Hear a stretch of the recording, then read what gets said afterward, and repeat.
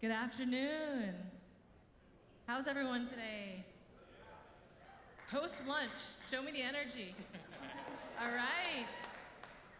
We are all very honored and fired up to be here. Good afternoon. My name is Mary Grove, and I'm an investment partner at the venture firm Revolution on the Rise of the Rest seed fund. Our whole mission and philosophy at Revolution is about investing in innovation, specifically outside of Silicon Valley, because we understand that 75% of venture capital funding today goes to three places: Silicon Valley, Boston, and New York. And our mission is to help democratize access to capital and fund more great ideas, back more great entrepreneurs in more places. So I'm honored today to host our esteemed panel on startup ecosystems done right. It's my pleasure to lead today's conversation with four dynamic community leaders who are doing their part to ignite the entrepreneurial movement in their cities and beyond. So without further ado, let me briefly introduce our panel. First up, we have Wendy Lea, who is the CEO of Cintrifuse.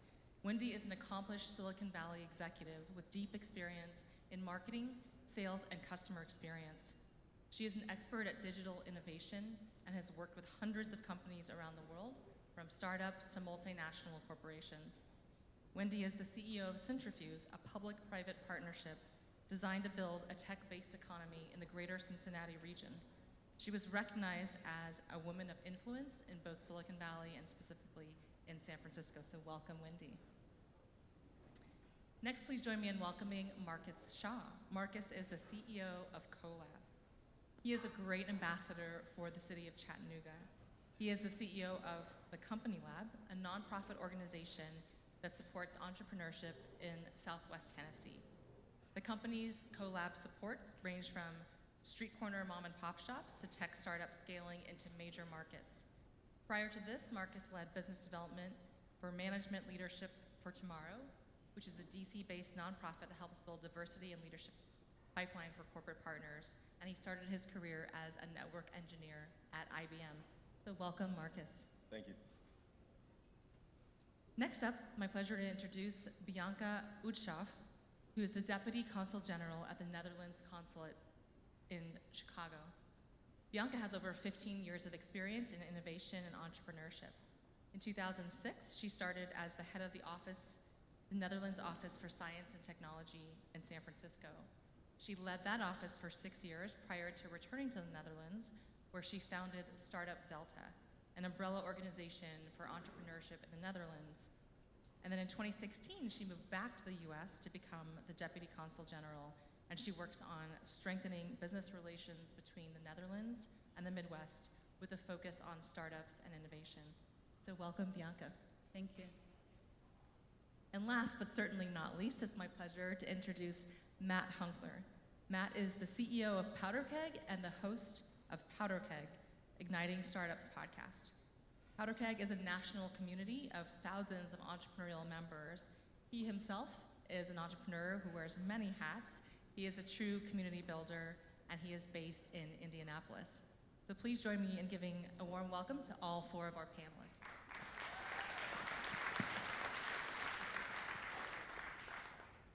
So I have the great privilege today of picking your brains. You know, we have so much experience and thought leadership on the panel here today. I'm going to start by just learning a bit more about each of your backgrounds and the perspective that you bring. So Wendy, talk to us about what advice you give to entrepreneurs looking to raise their first round of funding. Specifically, how do you help connect them with mentors, investors, and other resources via Cintrifuse? So can you hear me? I'm just kind of, okay, good. So how I help early stage first time founders connect to money and to smarts. So money and smarts, both important as an entrepreneur. I think the first thing we do in Cincinnati and Cintrifuse is just make sure we understand the story of the entrepreneur, like really getting into the weeds of the market being served, the product and service, at least the potential differentiation you're playing out. Once we get grounded with that, then we're best able to match or connect that entrepreneur based on his or her hypothesis to either an angel an early stage funder or any other institutional, depending on where they are. And so that's our starting point, and that's our job. It's our job and it's our starting point. And then relative to mentors, we're really uniquely able to find smarts in certain areas. It could be supply chain, it could be international distribution. Because of the nature of the large companies that surround us, we have a database of subject matter experts, and so we make that connection too. So that's what I'd say. Thank you, thank you. Matt, I want to turn to you now. You know, we've talked a lot about the ingredients necessary to make a startup ecosystem thrive, and we know that talent is quite high on that list. So you've been working on something very interesting called the Tech Census. Can you tell us a bit more about that? Sure. And we've launched the Tech Census here in Nashville, and actually in Memphis and Chattanooga and Knoxville as well. We partnered with Wendy and the Cintrifuse team to launch it in Cincinnati. And what it is really an initiative to capture a lot of these stories, really get a pulse of the tech communities in these communities outside of the coasts. There's a lot happening, and it's growing at such a fast rate that we thought there needed to be some national census where we could even have comparative metrics across communities so we can start to shine a light on and celebrate the things that make these communities great, while at the same time identify opportunities where maybe there's an opportunity in Indianapolis and connecting with big co's or the large corporations, which there is. Cincinnati has done a tremendous job of doing that, Cintrifuse in particular. What can we learn from them and then bring that over to our community? And so we've launched that at techcensus.org, and it's free. You can get the report for Indianapolis, which we've already announced, and then kind of sign up for updates as we release the one in Cincinnati here at Cincinnati Startup Week here in October. Techcensus.org, check it out. That's it. Great, thank you. I promise I'm not going to plug the rest of the panel. I'll plug it for you. So Bianca, can you share an example of a Dutch company you helped introduce into the US market and what innovation that led to? Sure. Well, most people probably don't know, but the Dutch Consulate is really economically focused. So we do help all our Dutch companies do business in the US.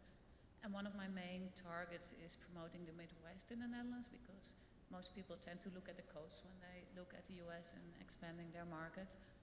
And we find it's very difficult for them to enter the market there. And we see a lot of opportunity here in the Midwest, as you probably, being from here, all know. So one of the things we do is build relationships with local corporates, local networks, local economic development organizations. And through those networks, we hear what kind of technologies people are looking for, what kind of problems they encounter. So whenever I talk to Dutch companies, I can recommend them, well, I know this company is looking for this solution that you have, and I can make an introduction.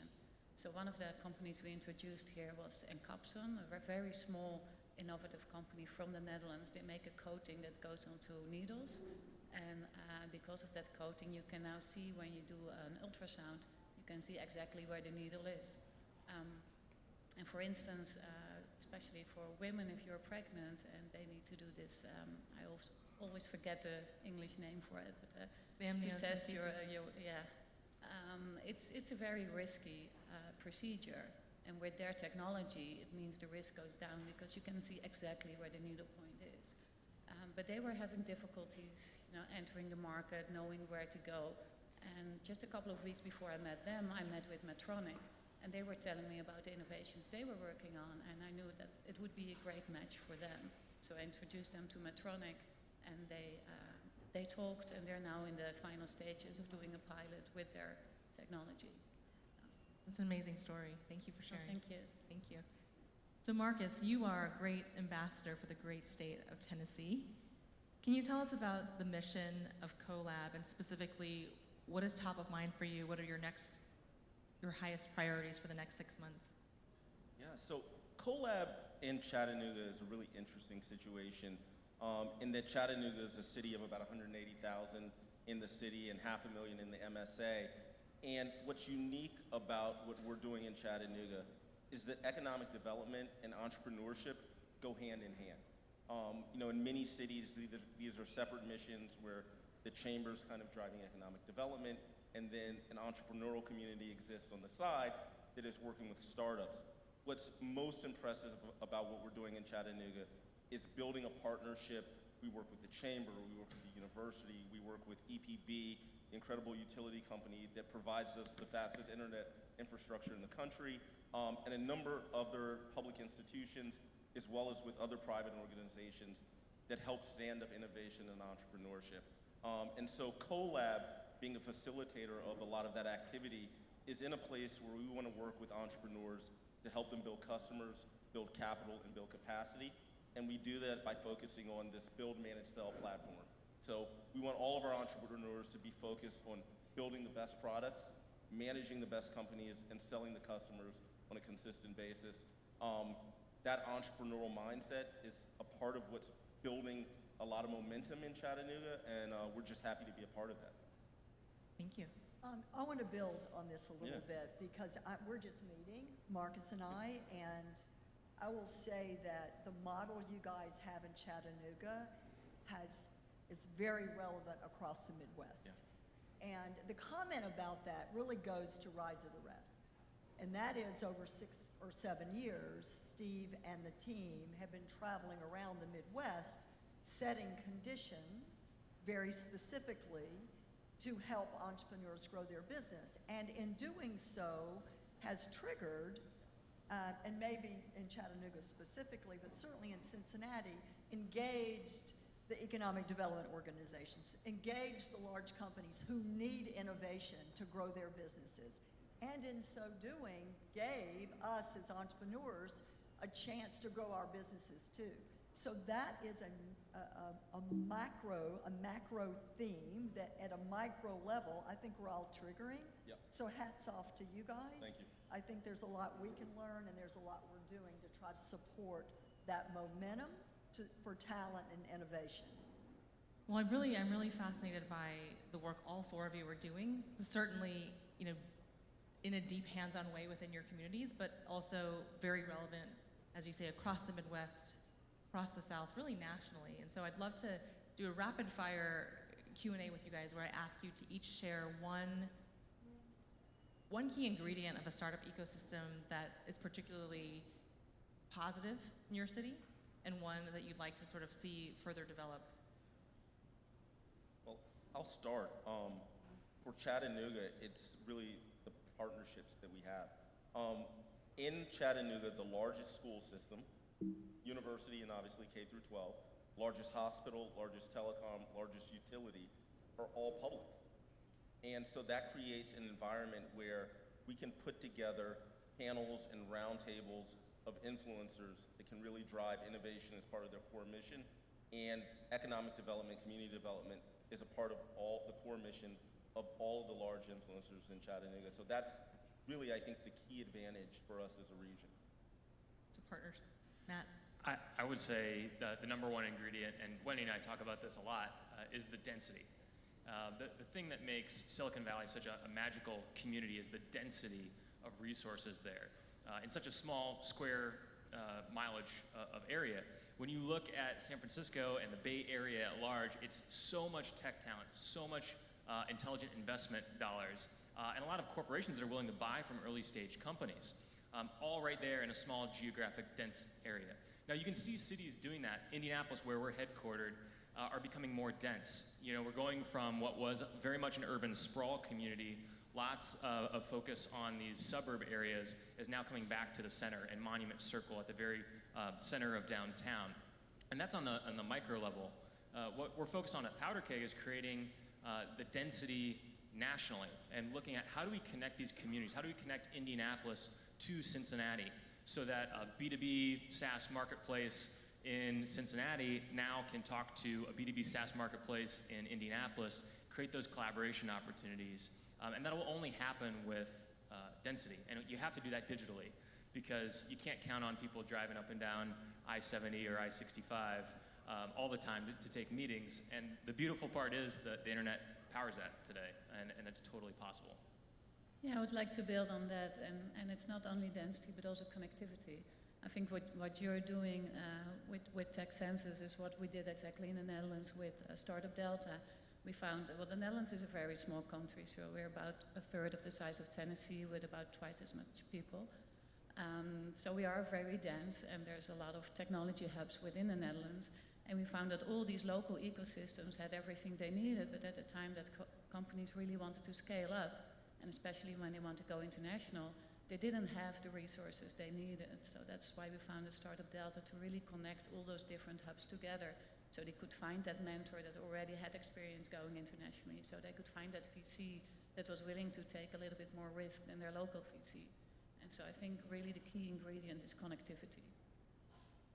I think one thing that we've seen in Chattanooga, and I think both comments are dead on, is that that density doesn't occur naturally for all cities. And so we have a great partner in the Enterprise Center that has launched the Innovation District in Chattanooga, and it's about creating those density of companies and opportunities and partners so that you can benefit from that. You know, the connectivity is something that we've done a pretty good job at, both physically and literally, through the internet and through our networks.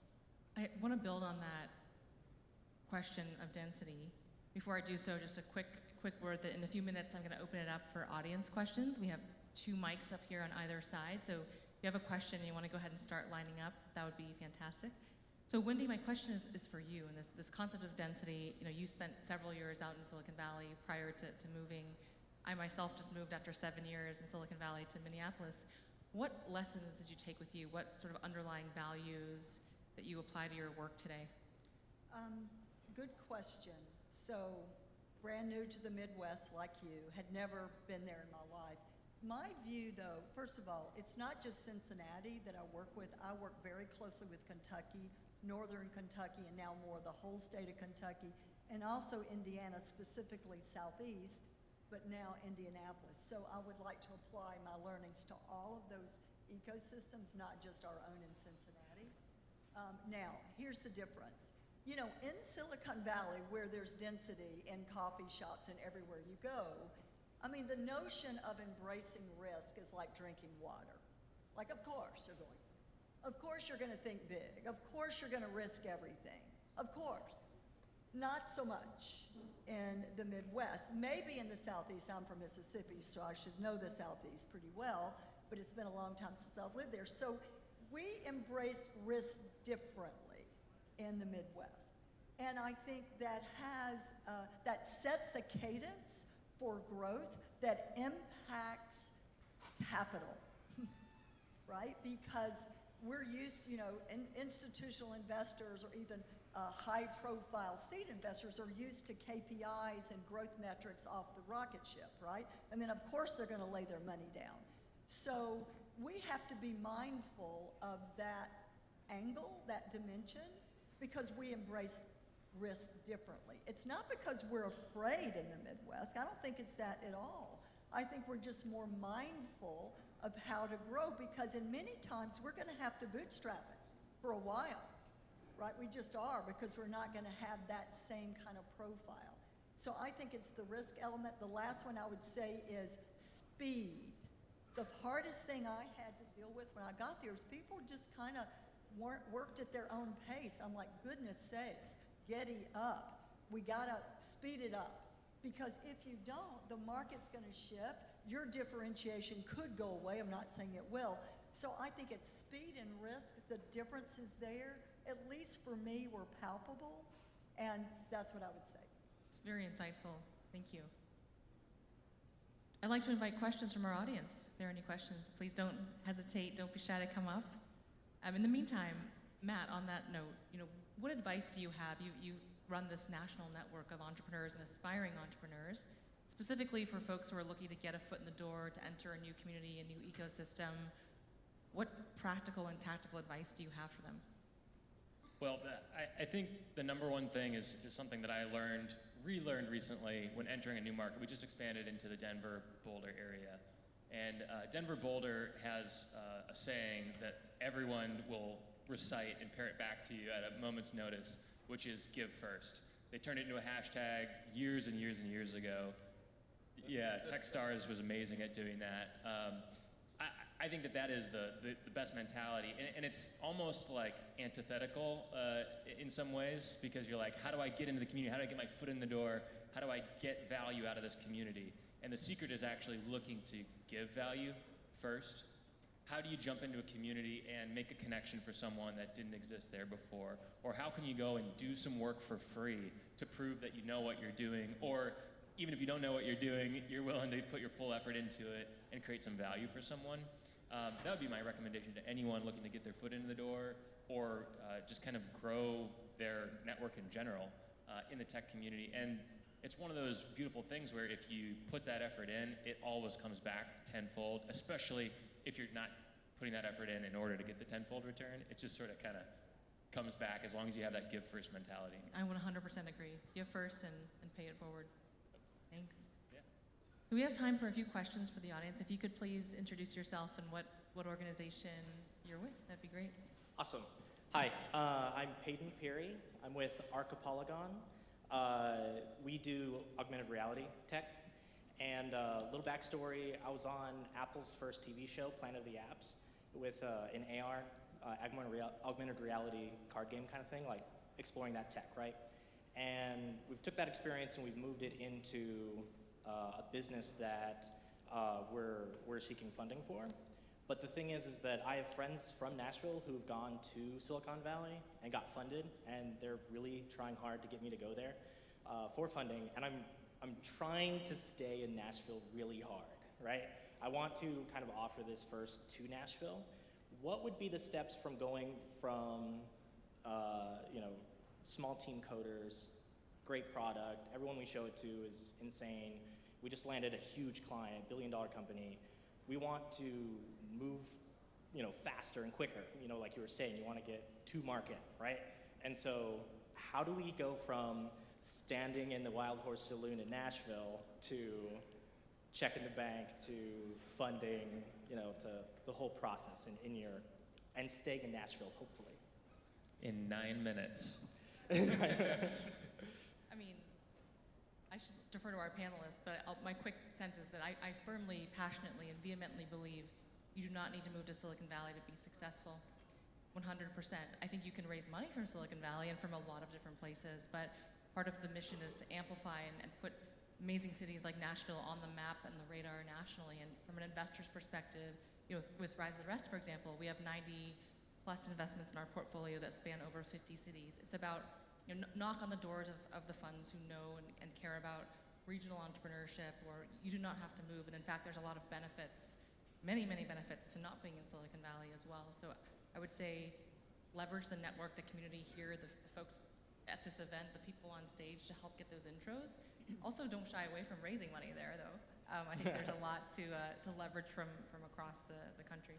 I think yours is a story we're familiar with, right? Let's start with connectivity. You need to build out your network. It sounds very obvious. This is not a LinkedIn statement. No. Please don't do that, because that's maddening. But I think in venues like this, the point of this gathering is to support you. You are the center of the universe. And so being the center, but that's the truth. I mean, Tennessee and Nashville needs a bunch of you. They need thousands of you. You heard that. So our job— We're hiring. Yeah, I mean, our job is to make sure you have what you need over time. That is not like snap your fingers and magic happens. And so that's where it gets creepy and hard and dark night of the soul. But that's what Launch Tennessee is about, right? That is an organization whose job it is to help people like you over time. So I think making sure you're connected to this tribe, and we know about you too, because we have investors in our region that might be interested in AR, VR technology. We've got an event coming up in October. So that's what we need to string our communities together. That will help you, and that will help us take the Rise of the Rest to real fruition. This might not be the situation for you, but I hear this a lot with entrepreneurs in an Indianapolis or in a Cincinnati, for instance, that say, I've talked to every investor. I've literally pitched to every investor. And in an area like Indianapolis, that's like 6 main groups. Yeah. You've talked to the 6 main groups. But guess what? That's not at all every investor. That's just every investor that you know of in your backyard. And I think kind of what Wendy is saying, I'm sure you're already doing this, but how can you kind of like leverage that network and leverage networks like Cintrifuse and Rise of the Rest, who beyond their capital has connections to a lot of these funds in the middle of the country that are interested in companies like yours to invest. And a lot more funds are thinking outside of their local regions and are looking at the middle of the country because, you know, better risk-adjusted ROI for the investments. You've got great access to talent. So it's like, yes, you could go to the Valley and maybe you would get funded faster, but your runway would be 25% of what your runway would be here in Tennessee. And maybe you couldn't even get the talent you want in the Valley because you're competing against Google and Facebook and everyone else for that talent. So there's two sides of every coin. And I would just caution you, if you're really on the edge of deciding whether or not to go to the Valley, there's two sides of that. There's lots of sides of that coin. Either my portfolio is going to get large enough so I don't need funding, or I'm going to stay here. That's kind of like my two choices. Sure. Thank you. Yes, please. Buddy. Woo. Hey, everyone.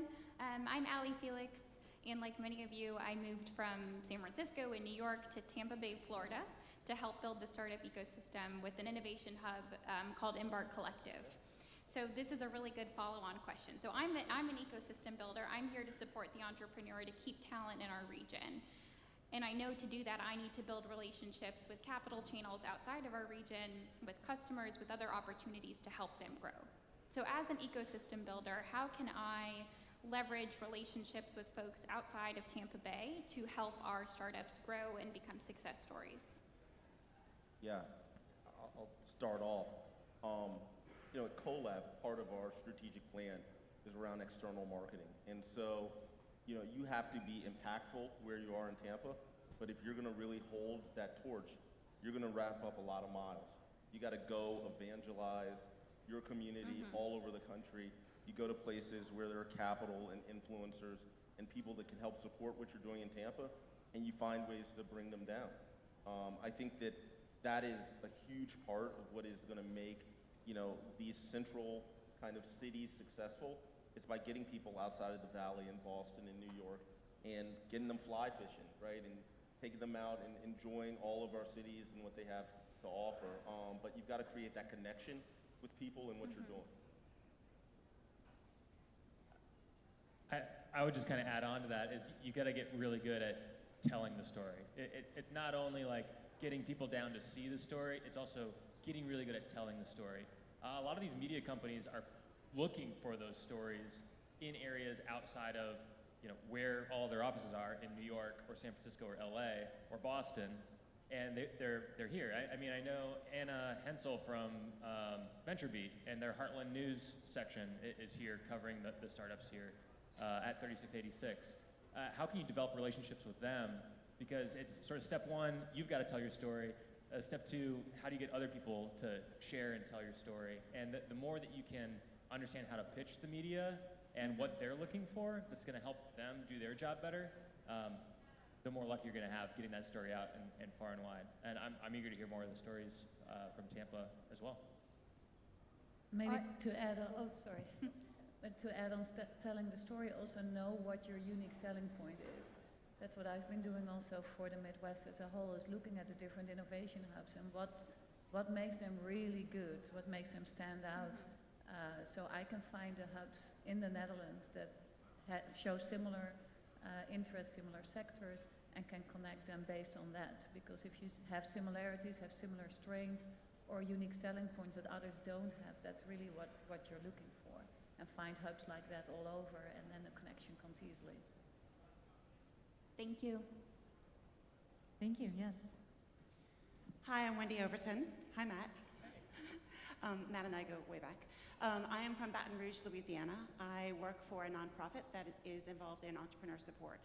One of the areas that we have not been doing, but I'm keenly interested in hearing your stories about how you have done it, is in building the relationships with corporate clients to match startups and scale-up entrepreneurs directly with. I'm very interested in specifically, how did you do that? Is it on a case-by-case basis? Did you build portfolios of relationships? What's the best practice, and what did you learn along the way that didn't work, that was just kind of spinning your wheels? All right. I think Wendy, you should kick this Yeah. off. Well, we haven't, we may have met because a big group from Baton Rouge came to Cincinnati. Were you there? I was not part of the canvas, but Oh, you may have bummer. met Genevieve Silverman, Okay, because she was on probably. that. She was on that canvas trip. So this is a sweet spot for our region, right? And so I'm mindful of time, and I will make sure we get together afterwards to be specific. But here's the deal. Large corporates are in a tsunami, cross-sector. So you got to start with that. And every one of the large corporates, or mid-cap, whatever the segmentation is in Baton Rouge, and you have a big hospital system, I remember that. So just know the need is there to understand how to drive growth through technology that comes from startups. Easier said than done, though. So you need to come up with a map around the top ones that you sense are going through the most disruption. I would start there, right? Retail is screwed. We've got hospital systems that are in bad shape relative to innovation. CPG, oh my goodness, right? Financial services, what do you think? So there are some industries that are just in that kind of hairball, and I would start there, and then offline I'll go through a little map, and this is what we do for a living. And in 3 years, we've done 118 paid pilots between about 30 companies and startups, and that money, it's an economic development story. That money, of course, goes from the big co to the startup, and then what do they do with it? Hire people. What does that do? Keep them in Cincinnati and Kentucky and Indiana. That's awesome. So if there's anything I would suggest you do is that playbook. I'll help you, I promise. And so will Patrick and Kelly, who are here with me. Thank you. Got it. Thank you. One interesting stat is that 75 of the Fortune 100 companies have venture arms for what they do to invest in high-growth tech companies. And so if you've got some of those Fortune 100s or even the Fortune 500s that have the venture arm, a lot of times that's a really good place to start because it's literally their job to find that next company to go and partner with, learn from, acquire, invest in. And on our team, when we talk to big corporates, it's sort of like, this is not about like David versus Goliath. It's more like David teaching Goliath to be a better giant. Yes. That sort of like reframe of it's not the us versus them, startups versus corporates. It's how do we get better at this together and play on the same team as opposed to some sort of competitive. Sometimes the vibe can be a little bit competitive when you're talking about selling in or being disrupted from a big corporate standpoint. I think one thing I would add is that there's also a relationship-driven component here. So finding a champion and then helping them communicate to these corporates why entrepreneurial thinking, innovative thinking can be helpful. There's a book by Eric Rice called The Startup Way. I would buy a dozen copies. I would send it to people at corporates where I have good relationships and then start a conversation with them around why this entrepreneurial ecosystem, they need to be included in that, right?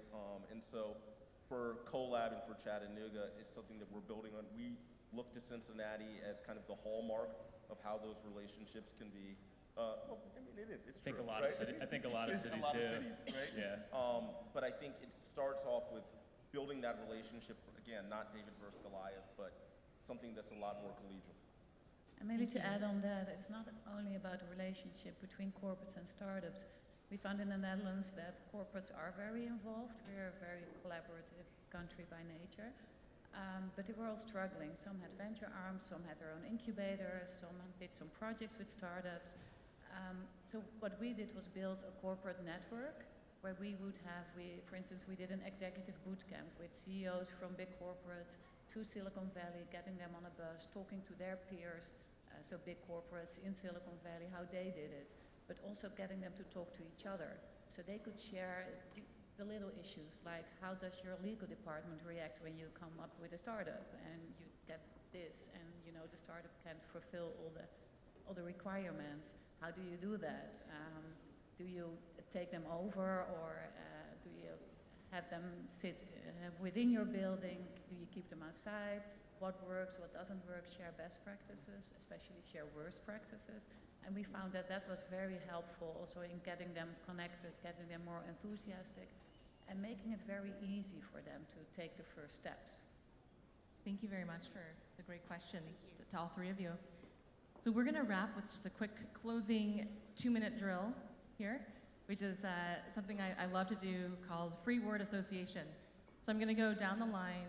I'm going to say one word and ask each of the four of you to just tell me the word that immediately comes to mind that associates with that word. So we'll start down the line with you, Matt. It's okay, you can start with Wendy. I'm just kidding. Your choice on who starts. Okay. First word, startup life. Ups and downs. Hyphenated, so it's one word. Challenging. Emotional. Dark night of the soul. Venture capital. Fuel. Overrated. Evolving. High expectations. Innovation. Disruption. Necessity. Not entrepreneurship, and also hyphenated. Absolutely fun. Oh, fun. Absolutely fun. Silicon Valley. No longer the center. A bubble. Bar. Traffic. Mentors. Guide. Key. Essential. Relationships that matter. Entrepreneurship. Fun.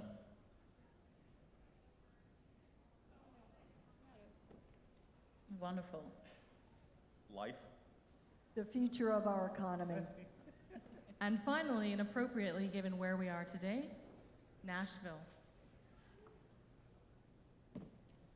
Hot. As a positive. Fun. Chattanooga.